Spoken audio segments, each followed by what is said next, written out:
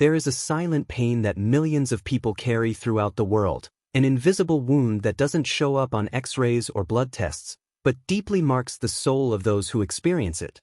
It's the pain of growing up in a home where love should be unconditional, but becomes a bargaining chip. Where validation doesn't come from who you are, but from how much you serve the purposes of those who should protect you. Today, we're going to dive into one of the most complex and delicate themes in modern psychology, the experience of being raised by narcissistic parents and how it shapes the mind, heart, and future of these children who become adults carrying baggage they never asked to carry. If you're watching now, please subscribe to the channel and leave a comment saying what time you're joining us. Your participation helps us continue bringing important content like this. To understand the depth of this experience, we first need to comprehend what it means to be raised in a narcissistic environment. Imagine a child who wakes up every day not knowing which version of their parents they'll encounter. Will it be the loving and warm father, or the one who reacts intensely over a spilled glass of water? Will it be the mother who embraces her tenderly, or the one who completely ignores her because she's absorbed in her own concerns? This unpredictability creates a constant state of alertness, where the child learns from an early age that their emotional security depends not on who they are, but on how well they can read the moods and needs of their caregivers. Parental narcissism isn't simply about vanity or superficial self-centeredness. It's a deep structure of psychological functioning where the father or mother sees the child not as an independent being with their own needs, dreams, and personality, but as an extension of themselves. The child becomes a mirror that must reflect only the qualities that the narcissistic parent wishes to see. They must be successful but not more successful than the parent. They must be talented but only in the talents the parent values. They must have feelings, but only the feelings that are convenient for the parent at that moment. When we think about harmful family dynamics, we often imagine situations clearly identifiable as problematic. But narcissistic dynamics are insidious, subtle, sometimes even invisible to external observers. The family may seem perfect on the outside. Social media photos show smiles, celebrations, moments of apparent harmony. But inside the home, the child lives a completely different reality.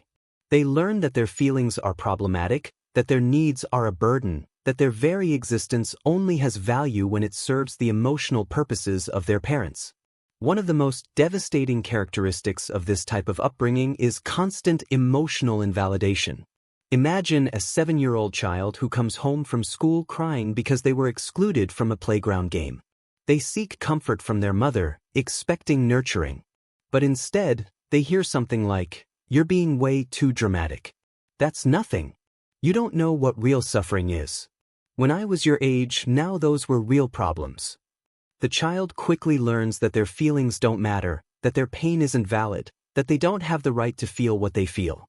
Over time, this child begins to doubt their own perceptions of reality. Are they really being overdramatic? Are their feelings really as insignificant as they're being told? This constant doubt about one's own reality has a name in psychology: gaslighting. It's when someone manipulates another person to the point of making them question their own perception, memory, and sense of reality. For the child raised by a narcissist, this isn't an isolated event, but a daily experience. The father says something cruel on Monday, and when confronted on Tuesday, swears he never said that the child is making things up, that they have too vivid an imagination. The mother promises to take the child to the park, but when the day comes, denies having made such a promise and even blames the child for having unrealistic expectations. Slowly, the child loses confidence in their own mind. The roles within these families are rigidly defined, though rarely openly discussed. There's frequently what we call the golden child and the scapegoat. The golden child is the one who, for some reason, manages to better meet the narcissistic needs of the father or mother. Perhaps they're the most beautiful, the most talented, or simply the one who learned earlier to perfectly reflect what the parent wants to see. This child receives praise, attention, and is displayed as a trophy. But this apparent privilege comes with an extremely high price. The golden child completely loses their own identity, becoming merely a reflection of parental ambitions and desires. The scapegoat, on the other hand, is the one who, for some reason, cannot or will not perform the expected role. Perhaps they're naturally more questioning, more independent, or simply don't fit the image the narcissistic parent has constructed. This child becomes the repository of all family negativity. Everything that goes wrong in the house is, somehow, their fault. They're constantly criticized, unfavorably compared with siblings, made the scapegoat for adult problems. And the cruelest part is that this child often internalizes this narrative, genuinely believing there's something fundamentally wrong with them. But here's something few people understand. Both the golden child and the scapegoat suffer deeply. The scapegoat suffers from obvious rejection and constant criticism. The golden child suffers under the crushing weight of impossible expectations and the loss of themselves. Both grow up with deep wounds, just different in nature. And frequently, in adult life, the golden child faces a devastating collapse when they realize they've built an entire life based not on who they are, but on who their parents needed them to be. The emotional development of a child raised by narcissists is fundamentally distorted. Young children naturally look to their parents as mirrors to understand who they are. When the baby smiles, they expect to see the smile returned. When the child proudly shows a drawing they made, they expect to see the gleam of joy and pride in their parents' eyes. This mirroring process is crucial for developing a healthy identity. But when parents are narcissistic, this mirror is broken. The child looks into the mirror expecting to see themselves reflected, but sees only the needs, moods, and desires of the parents. They learn that to receive any form of attention or approval, they need to contort and mold themselves according to what the father or mother needs at that specific moment. This dynamic creates what psychologists call the false self. It's a personality constructed not based on who the person really is, but based on what they need to be to survive emotionally in their environment. The child becomes an emotional chameleon, constantly adjusting their behavior, their expressions, even their thoughts, to fit the expectations and moods of the narcissistic parent. The problem is that, over time, this child completely loses touch with their true self. They no longer know what they really like, what they really feel, what their true dreams and desires are. Everything has become an elaborate performance to earn crumbs of approval. The self-esteem of these children is built on extremely fragile foundations. Instead of developing an internal sense of worth based on their existence and unique characteristics, they learn that their value is conditional and external. They're worth something when they perform well. They're worth something when they make their parents look good. They're worth something when they're not a problem. They're worth something when they meet others' needs. But they're never worth something simply for existing. This fragile foundation leads to a desperate search for external validation in adult life. The adult who was the golden child may become a workaholic perfectionist, always pursuing the next achievement in hopes of finally feeling good enough. The adult who was the scapegoat may repeatedly sabotage themselves, attracting harmful relationships, because they unconsciously believe they don't deserve anything better. One of the most painful aspects of this experience is the deep loneliness these children feel. Even in a house full of people, they feel completely alone, because no one really sees them. No one asks how they really feel. No one cares about their dreams, their fears, their hopes. Everything revolves around the needs of the narcissistic parent. And this childhood loneliness can transform into a chronic sense of isolation in adult life. The person may be surrounded by friends, in a relationship, in a busy work environment, but still feel that no one really knows them because they themselves no longer know who they really are. The relationship patterns learned in childhood repeat in predictable ways in adult life. Many people raised by narcissists end up repeating the cycle, either becoming narcissists themselves or attracting narcissistic partners. But because the familiar, even when painful, is comfortable in a distorted way. A person who grew up having to earn love through performance knows how to function in this type of dynamic. A healthy relationship, where love is given freely without conditions, may seem strange, uncomfortable, even suspicious. Why does this person love me without me having to do anything? What do they want from me? When is the other shoe going to drop? The ability to establish healthy boundaries is profoundly compromised. Think about it. A child raised by narcissists never had permission to have boundaries. Their doors couldn't be locked. Their diaries were read. Their private conversations were invaded. Their preferences were disregarded. You're going to eat this because I said so. You're going to wear this outfit because I chose it. You're going to like this activity because I invested money in it. The implicit message is clear. You don't have the right to boundaries, you don't have the right to privacy, your preferences don't matter. When this child grows up, they don't know how to say no. They don't know how to protect their time, their space, their energy. They become the eternal people pleaser, the person who always says yes even when every fiber of their being is screaming no. Anger is a particularly complex emotion for these people. In childhood, expressions of anger were strongly punished or ignored. How dare you be angry with me after everything I've done for you? You're an ungrateful and ill-mannered child.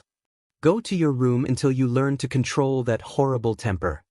The child learns that anger is dangerous, that it's not allowed, that when they feel anger there's something deeply wrong with them.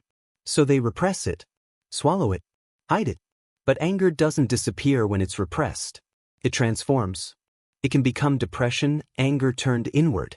It can become anxiety, energy without specific direction. It can emerge intensely at inappropriate moments, leaving the person confused and ashamed about why they reacted so intensely to something apparently small. The sense of responsibility in these people tends to be distorted in two opposite ways. Some assume responsibility for absolutely everything. If something goes wrong in any situation, they immediately assume it was their fault. If a friend is sad, they must have disappointed them somehow. If their partner is irritated, they must have done something wrong. This tendency comes directly from the family dynamic where the child was constantly blamed for the emotions and problems of the parents. Other people develop the opposite pattern, refusing to take responsibility for anything, because carrying the guilt for everything during childhood was so overwhelming that now there's a complete defensive rejection of any responsibility. Shame is perhaps the most central emotion in these people's experience. Not the healthy guilt we feel when we do something wrong that motivates us to do better, but a deep and harmful shame about who they are in their essence. It's the difference between I did something bad and I am bad. This shame was planted very early and constantly watered through criticism, comparisons, and the implicit or explicit message that the child was a burden, a problem, a disappointment. In adult life, this shame manifests as a cruel internal voice that constantly says, "You're not good enough. You don't deserve love. You're too much and at the same time not enough. If people really knew you, they'd abandon you." Hypervigilance is another striking characteristic. When you grow up having to constantly monitor your parents' moods to anticipate intense reactions, to know when it's safe to ask for something or when it's better to stay invisible, you develop an extremely sensitive emotional radar. You enter a room and immediately pick up the tension in the air. You notice the slightest change in someone's tone of voice. You read body language as if it were a second language. This can seem like a superpower, and in a way it's an incredible survival skill. But it's also exhausting. Imagine being constantly in a state of maximum alert, always scanning the environment for danger, always prepared to react. This is the reality for many people raised by narcissists, and it explains why so many of them struggle with chronic anxiety and burnout. Perfectionism is another common trap.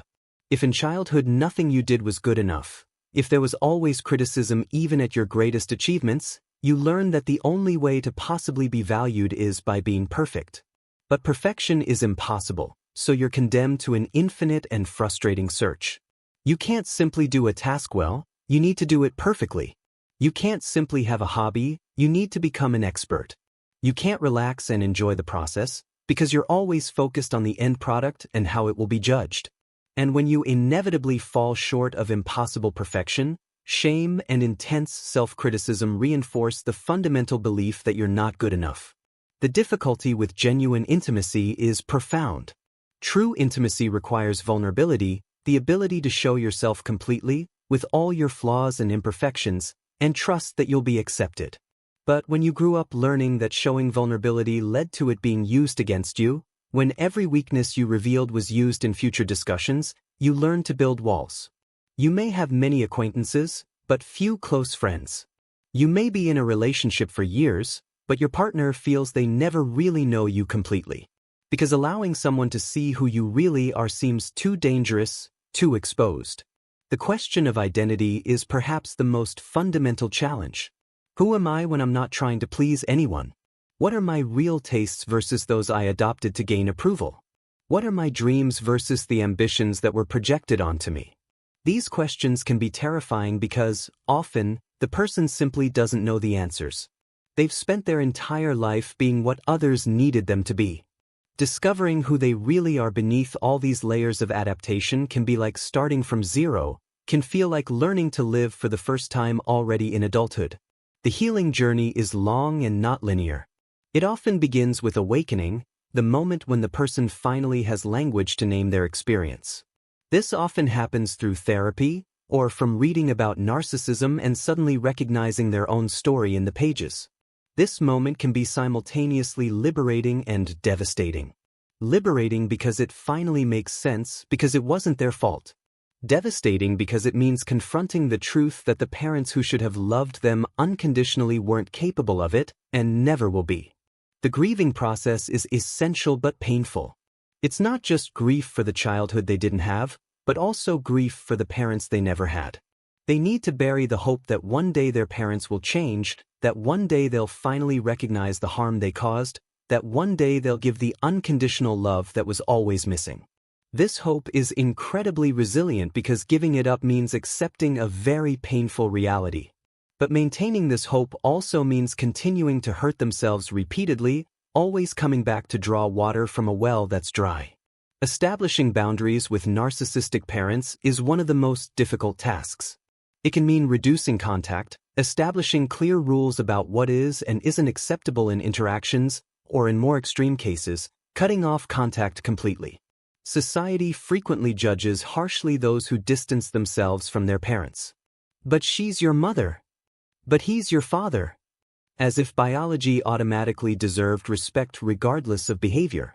What these judgmental people don't understand is that no one makes this decision lightly. It's a choice made after years of attempts, frustrated hopes, repeated cycles of harmful dynamics followed by small crumbs of affection that give hope before another cycle of pain. Reparenting is an important concept in recovery. It means learning to give yourself what your parents couldn't give. It means developing a compassionate internal voice that replaces that cruel, critical voice. It means learning to validate your own feelings, to trust your own perceptions, to celebrate your achievements even when no one else does. It means becoming the loving parent you always needed, but for yourself. This isn't selfishness, it's survival and healing. Relearning to trust is gradual. Trust in other people, yes, but mainly trust in yourself. Trust that your perceptions are valid. Trust that your feelings make sense. Trust that you can make good decisions.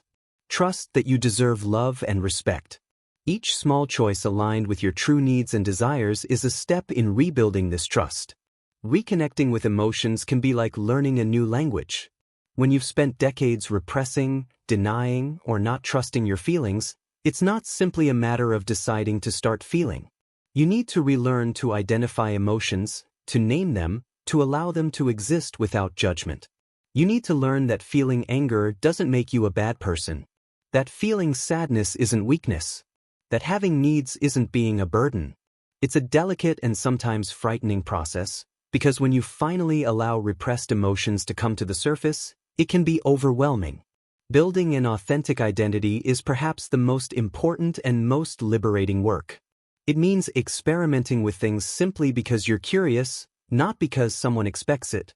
It means discovering that you actually don't like that activity you always did, but may love something completely different. It means giving yourself permission to change, grow, be contradictory, be multifaceted. It means understanding that you're not a one-dimensional character existing to serve someone else's narrative, but a complex, complete human being worthy of taking up space in the world. Healthy relationships become possible, but require conscious work. It means choosing partners who demonstrate consistency, who respect boundaries, who validate feelings, who offer love without conditions. It also means learning to be a healthy partner, which can be challenging when your only models were dysfunctional. It means communicating needs directly instead of expecting people to read your mind. It means tolerating the discomfort of healthy conflicts instead of avoiding any confrontation or dramatizing small disagreements. Breaking cycles is perhaps one of the most powerful motivations for healing, especially for those who have or plan to have children. The determination not to repeat the patterns, to give their own children what they didn't have, to build something different. This is simultaneously inspiring and loaded with fear. What if I become like my parents? What if, despite all my intentions, I cause the same harm? But here's the crucial difference. The simple fact of worrying about this, of actively seeking to be different, is already radically different. Narcissists don't question their behavior, don't seek change, don't feel this concern. Spirituality and faith can play very different roles in different people's journeys. For some, religion may have been used as yet another tool of control by narcissistic parents, making it difficult to reconnect with anything spiritual. For others, connection with the sacred becomes an important source of healing, the experience of unconditional love and acceptance they never found in their human parents. The possibility of being seen, known, and loved completely, with all their imperfections, can be deeply restorative. Forgiveness is a complex and frequently misunderstood topic in this context. The social pressure to forgive parents can be intense, often based on the belief that forgiveness is necessary for healing or that holding resentment only hurts oneself. But true forgiveness cannot be forced or rushed. It's not about absolving harmful behaviors or returning to relationships that aren't healthy. If it comes, true forgiveness is an internal process of liberation, of releasing the anger that's weighing on you, not because the other person deserves it, but because you deserve peace. And for some, this forgiveness may never come, and that's okay too. You can move forward, heal, and build a wonderful life without necessarily forgiving. What's essential is releasing the emotional weight you're carrying, whether through forgiveness or other means. Gratitude, although it may seem counterintuitive, can eventually emerge. Not gratitude for the difficulties lived, never that, but perhaps gratitude for the strength that was developed, for the deep empathy that was born from pain, for the ability to recognize and value healthy relationships when they finally appear. Gratitude for the journey of self-discovery, however painful it may have been. Gratitude for having survived, for being here, for fighting to be different and better. The most important message that someone raised by narcissistic parents needs to hear is this: it wasn't your fault. You didn't cause your parents' narcissism. You were a child. You deserved love, protection, validation, and the failure to receive these things says nothing about your worth, but everything about your parents' limitations. You weren't too sensitive, too needy, too problematic. Your emotional needs were legitimate and normal. You didn't imagine things. Your pain was and is real.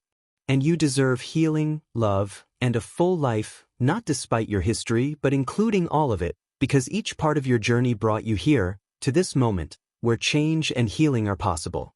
There is hope. True, solid, real hope. Thousands of people who grew up in narcissistic homes have done the work of healing and now live rich, authentic, and connected lives. They've built healthy families, cultivated genuine relationships, discovered their true passions, and learned to love themselves. The path isn't easy, and the scars may never completely disappear, but they can become marks of battles won, testimonies of incredible strength and resilience. You're not condemned to repeat the past. You're not broken beyond repair. You are worthy of love, belonging, and all the good things life has to offer. And may the Lord God, in His infinite mercy and unconditional love, bless each person who carries these deep wounds. May He grant strength for the healing journey, courage to face the pains of the past, wisdom to build a different future, and the profound experience of being truly seen, known, and loved exactly as you are. May you find peace, restoration, and the freedom to finally live as your true self, celebrating the unique and valuable person you've always been, even when no one around you could see it.